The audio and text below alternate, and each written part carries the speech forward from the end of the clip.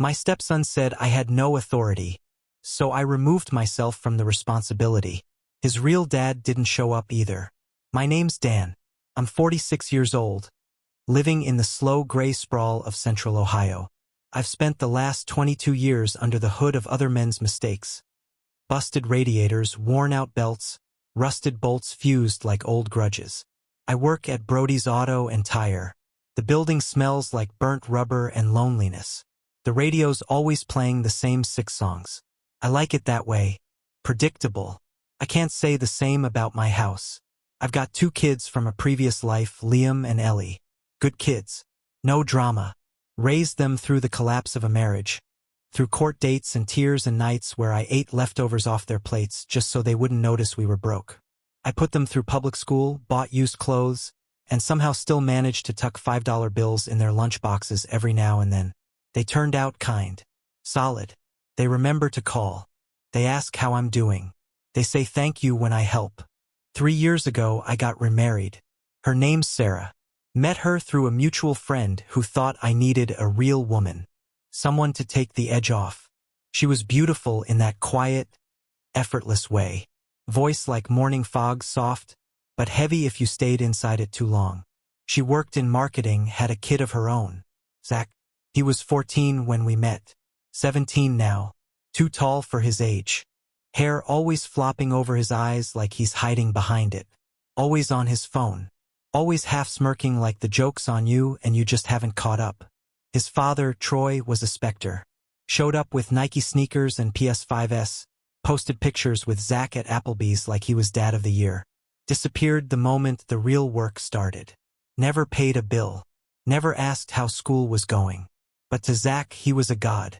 Every 3rd Sunday, he'd roll up in a leased BMW. Cologne cutting through the air like a blade. Sunglasses on even when the clouds hung low. He'd honk twice, and Zach would leap out the door like a soldier summoned to war. And me? I was the one who stayed. I taught Zach how to drive. Paid for his insurance. Took him to every goddamn dentist appointment and sat in every parent-teacher conference where his mother was too tired or too disinterested. I opened a new credit line when his laptop fried during sophomore year. Didn't blink. Didn't even tell Sarah. I just handled it. Because that's what men like me do. We handle things. He never called me dad. Never even hinted at it. I didn't expect it. I thought maybe over time it'd shift. Not into love, maybe, but something like respect. Mutual understanding. I wasn't here to replace anyone.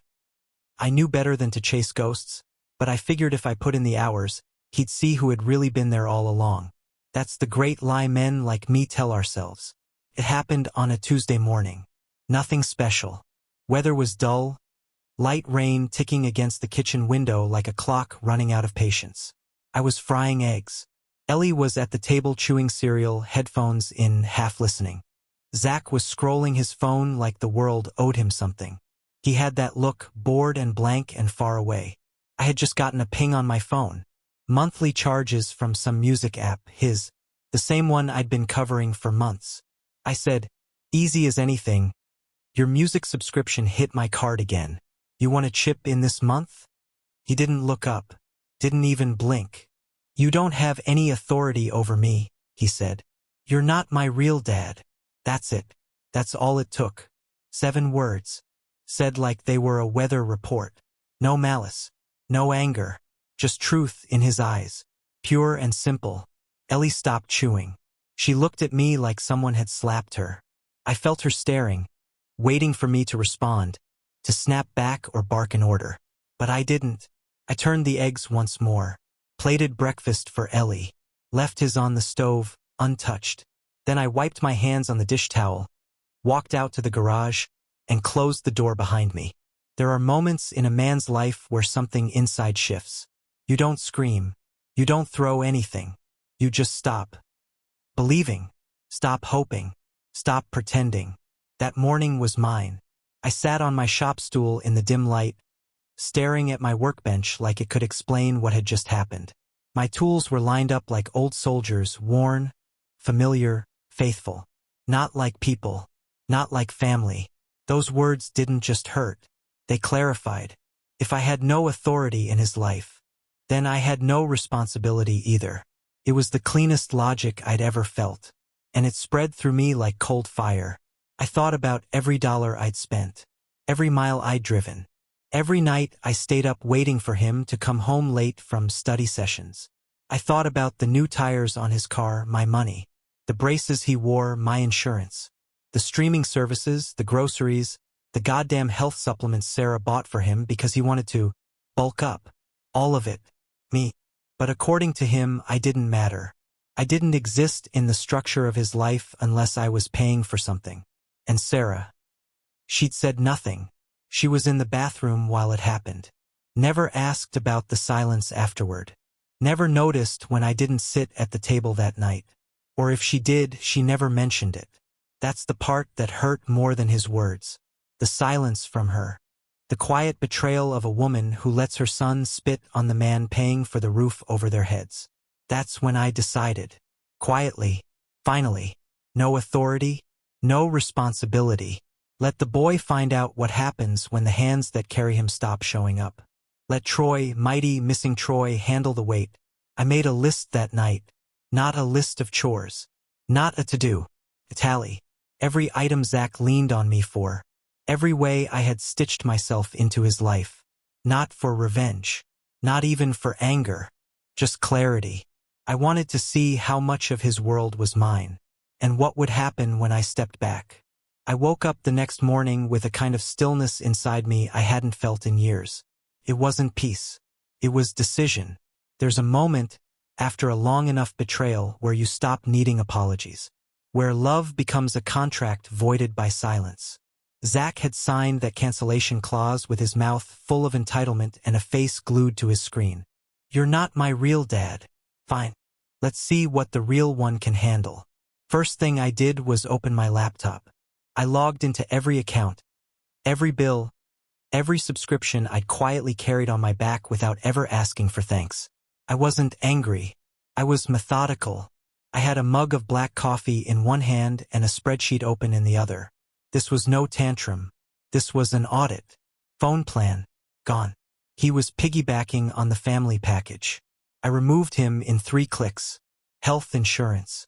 I opened the employer portal and pulled his name off. Cobra notices would come, but they'd go to his mother now. Let her explain that one. Gym membership. He wanted to bulk up?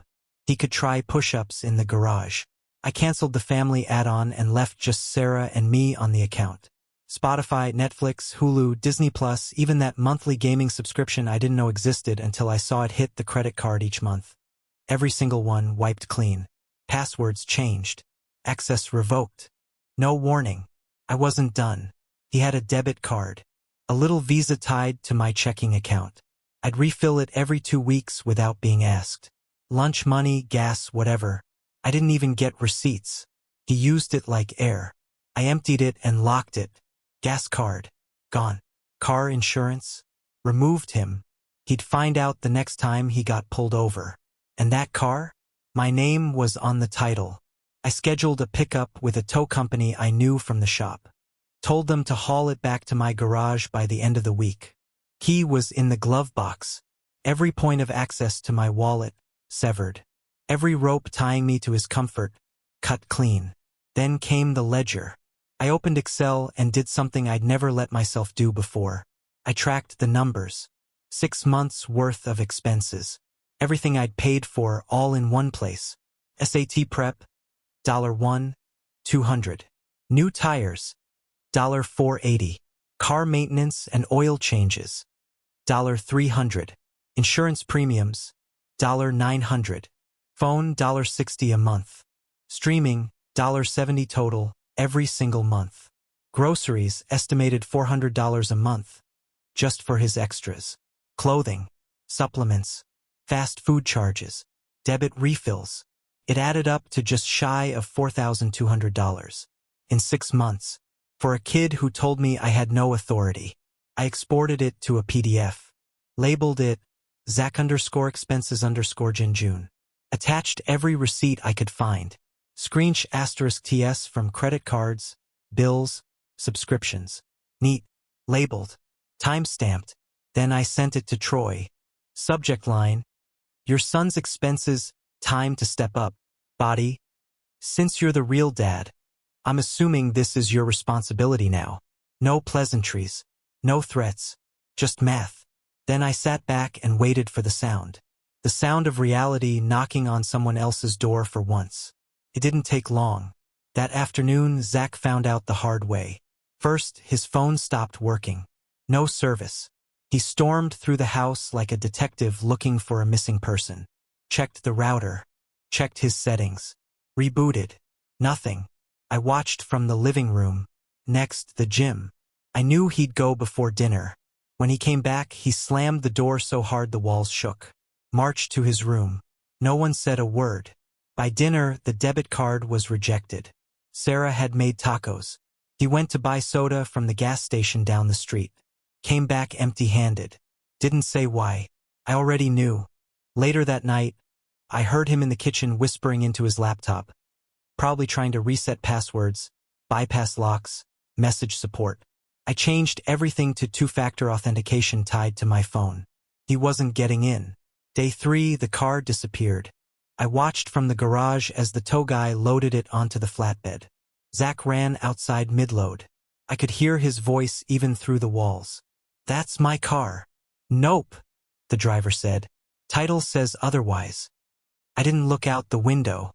He didn't come back in for an hour. That night, he texted me. Then called. Then texted again. I didn't answer. The next morning, Sarah came to me with wide eyes and panic in her voice. "What's going on with Zach?" she said. "His phone's off. He says his car was towed. The gym turned him away. What did you do?" I looked at her with all the calm I could find. "He said I have no authority in his life," I said. "So now I don't." Her mouth opened, closed. No words, just confusion. "Dan," she finally said. "He's just a teenager. He didn't mean it." I shook my head. "That's the problem. He did." She tried again, gentler this time. "Can we just talk about this?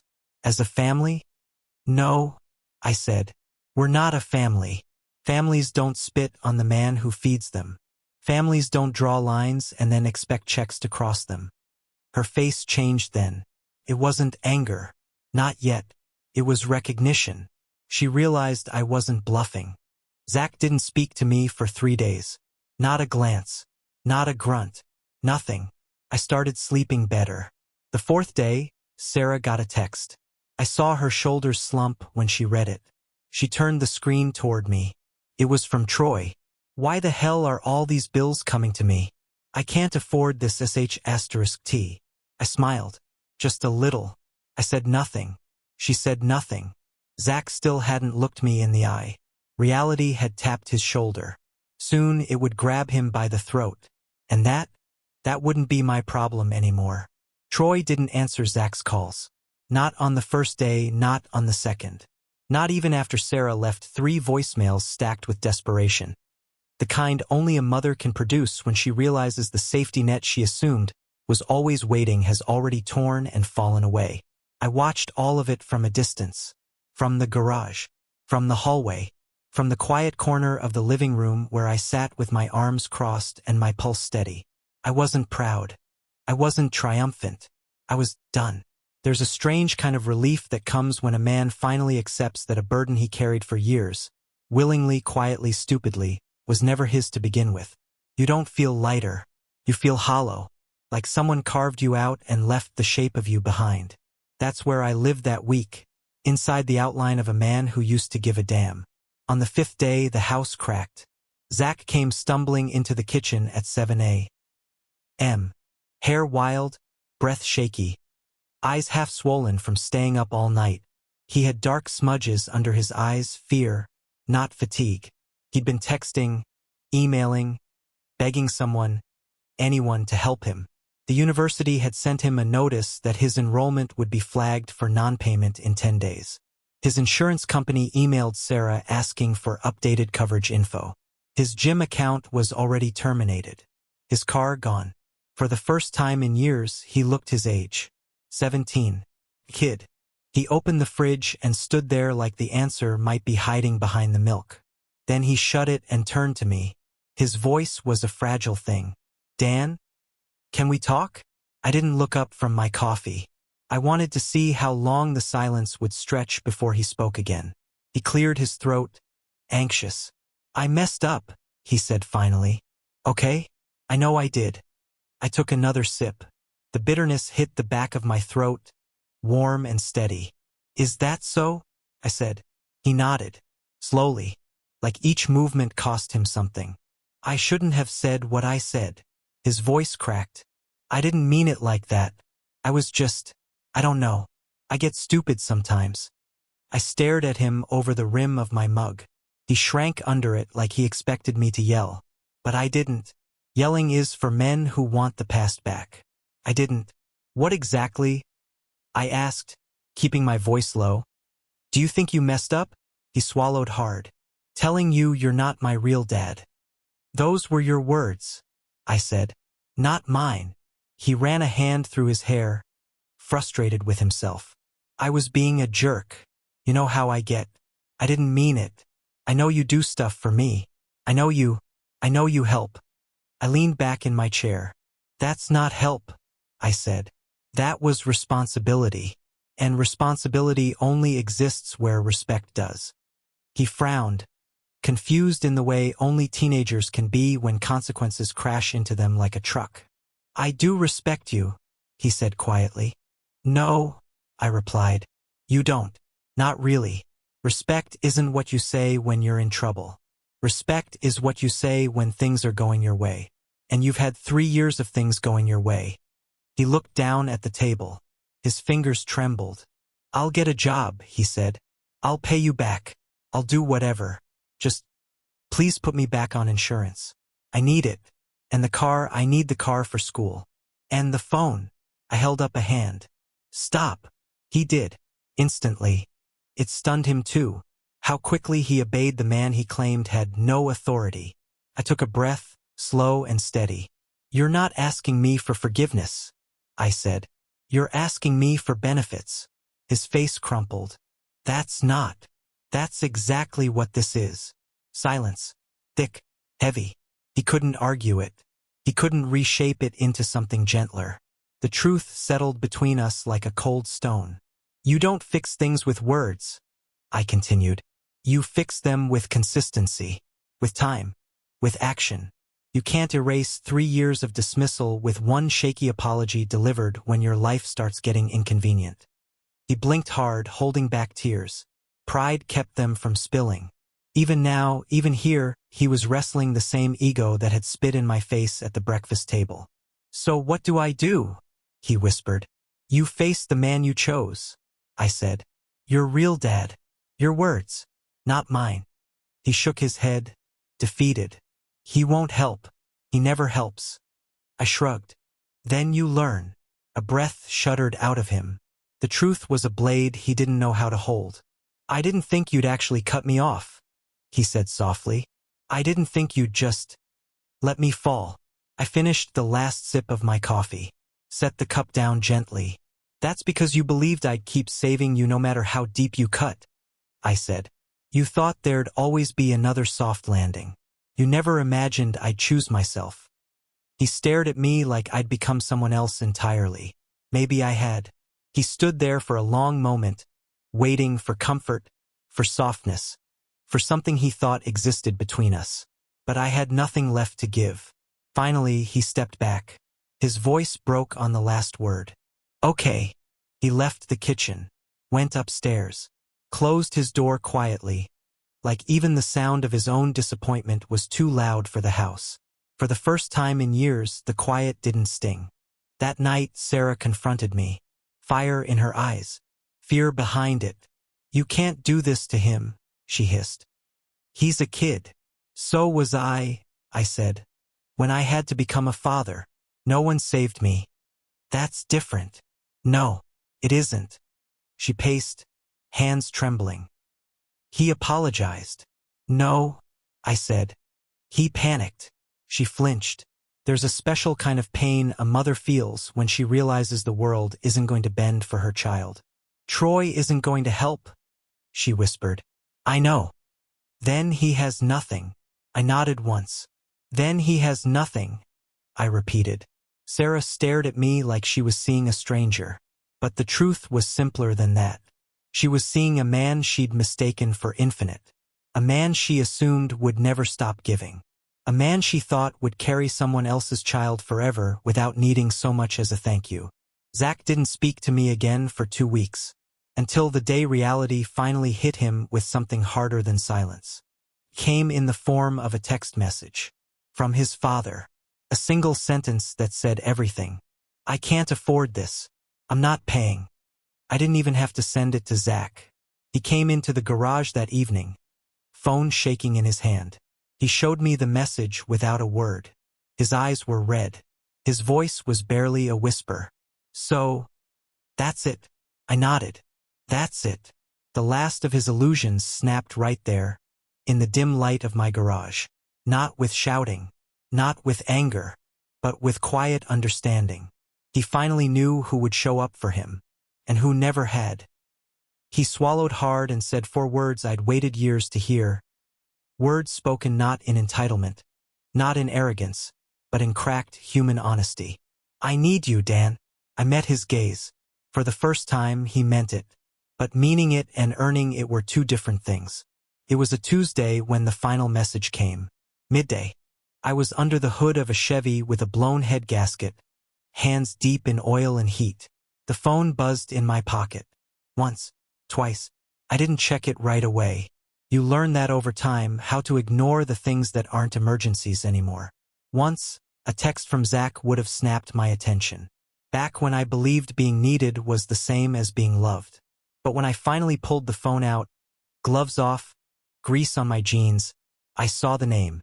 Troy, the ghost, the father in title only. His message was short. It read, "How the hell did you afford all that for so long? I can't even cover his phone." I stared at the screen. Not long, just enough. Then I took a **T. No reply, no anger, just a simple image of truth captured in digital ink. And I sent it to Zach. It was the quietest verdict I'd ever delivered. 2 minutes later, he responded. The message came through while I was wiping down the workbench, the scent of coolant and sweat thick in the air. His reply was just 10 words. Now I know who my real father is. Thanks. I read it twice. Then I sat down. Not because I was overwhelmed. Not because I was relieved. But because something inside me had stopped moving like an engine finally out of gas. Like the machine of obligation I'd kept running for years had sputtered, coughed, and died. Quietly, without drama, without even smoke. He called me Dad later that week. Not stepdad. Not my mom's husband. Just Dad. He introduced me to his girlfriend's parents over dinner. A simple meal. Too much garlic in the potatoes. The kind of night that should have meant nothing. But it did. He said, "This is my dad, Dan," without hesitation. And they nodded like that was all they needed to hear. No one asked for backstory. No one asked for blood. Afterward, in the car, I sat with that moment sitting in my lap like a warm weight I didn't know how to hold. Zach didn't say much on the drive home. Just stared out the window, headphones in, but unplugged. He didn't need noise. Not tonight.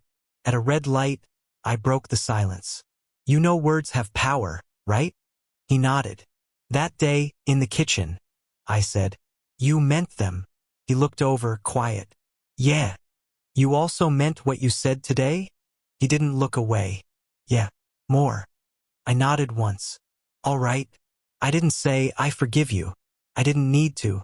Forgiveness is something you show, not something you declare. And I wasn't ready to declare it yet.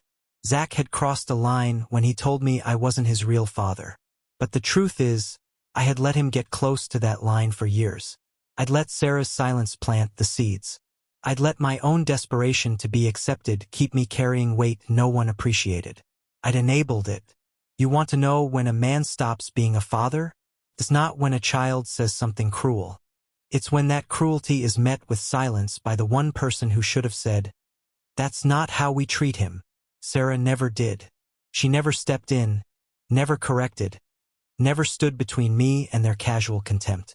She let it fester, let it rot. then acted surprised when I cut the vines down to their roots. She and I are civil now. Distant. Something changed that day. Not in a dramatic, table-flipping way, but in the slow, suffocating silence that happens when you finally realize someone was never on your side. Not really. We sleep in the same bed, but we dream separately. There's a kind of betrayal that doesn't need infidelity to count. It's the betrayal of watching someone drown while you hold the rope and doing nothing. A few months passed. Zach got a part-time job. Retail. Minimum wage. He started showing me his pay stubs like a kid with crayon drawings. Proud. Hopeful. I never mocked it. He needed to feel the weight. He needed to know that survival costs something. And he started asking questions. How to budget. How insurance works. What a deductible is. He wanted to know what I knew, not because he was trying to flatter me, but because he finally saw that knowledge as earned, not assumed. That was the real shift. Respect is never given. It's never owed. It's paid in full. One day he said, "I want to pay you back. For everything." I told him, "You never can." He looked crushed. I added, "That's not the point." He nodded slowly. "Then what is?" I paused. "The point is to live in a way that makes the people who stood by you feel like it was worth it." He didn't say anything after that, but I think he heard me. And Sarah? She tried, in her own way, to pretend none of it happened. She made dinner more, asked if I wanted to watch something together, even tried to touch my hand under the table like old times. But there was a chasm between us now. Cold, deep one. Because once you've been left undefended, every kindness afterward feels like an apology that never found its words. I didn't file for divorce. I didn't pack a bag. But I stopped planning a future. We exist in parallel now. Not hostile, just distant. Like train tracks that once converged, but now run forever apart. She knows it, but she'll never admit it. Because then she'd have to say what she didn't do. She'd have to admit that while her son delivered the blow, she held the door open for it. I see Zach most weekends now. He comes by the shop, sits on an overturned bucket, asks if he can help. He's bad with tools. Clumsy, but eager. And that means more than SK*LL ever could. Sometimes he just watches me work. Quiet, present. That's how I know it mattered. Not the bills. Not the car. Not the insurance. The absence. The silence that came when I finally stepped away from the table I was never properly invited to. That silence is what taught him. And now he knows. He knows who put in the hours. Who stayed.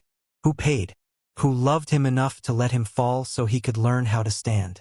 So tell me, was I wrong to stop paying? Was I cruel to teach him the cost of contempt? Should I have kept feeding the hand that slapped me? Or was this the only way left? Was the absence the only truth they would finally believe? Would you have kept going? Would you have endured it? Or would you have finally, quietly walked away like I did, and waited to see who noticed the weight missing from their lives?